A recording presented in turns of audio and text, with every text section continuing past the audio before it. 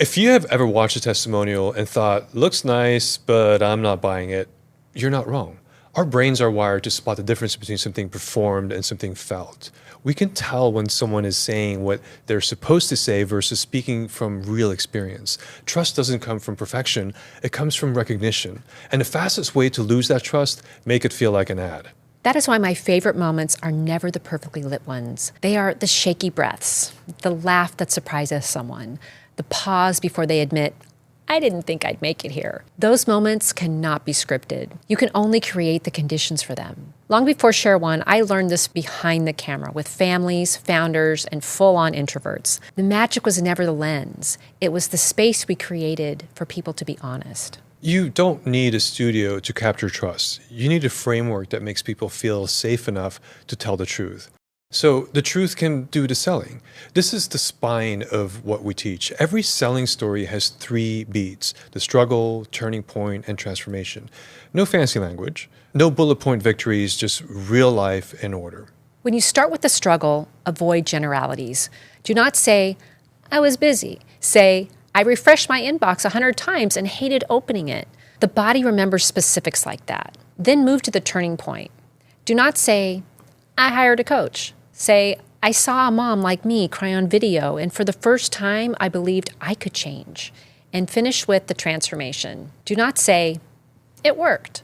Say, I danced in the kitchen with my kid for the first time in years. That's the moment viewers feel it in their chest. People do not want your masterpiece. They want your moment. Give them one that they can hold. Comfort is chemistry, so the setup matters. If someone is nervous, the story shrinks. Don't stress about camera gear. Zoom is fine. The kitchen table is fine. Earbuds are fine. You're not shooting a commercial. You're capturing proof. One more thing most people miss. The first answer is rarely the honest answer. It is the safe answer.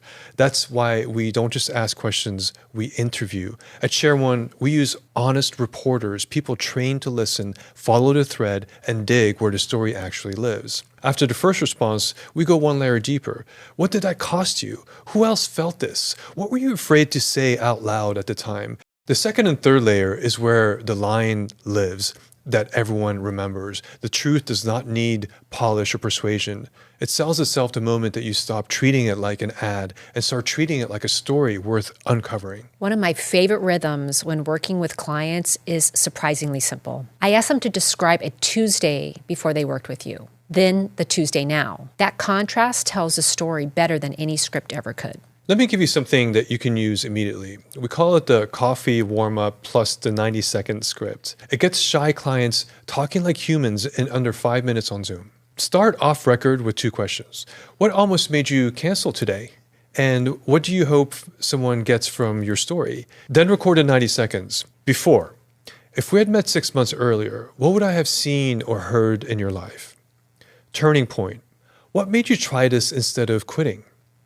And then after, what can you do now that you could not do then? That line turns into a testimonial, into an invitation. The truth is enough. Your job is to make it safe, simple, and shareable. Do 3 of these a week. Do not wait for perfection. Invite the people who are already thanking you in DMs and emails. Their words are warmer than anything you could write. And when you hear a line that makes you exhale, keep it.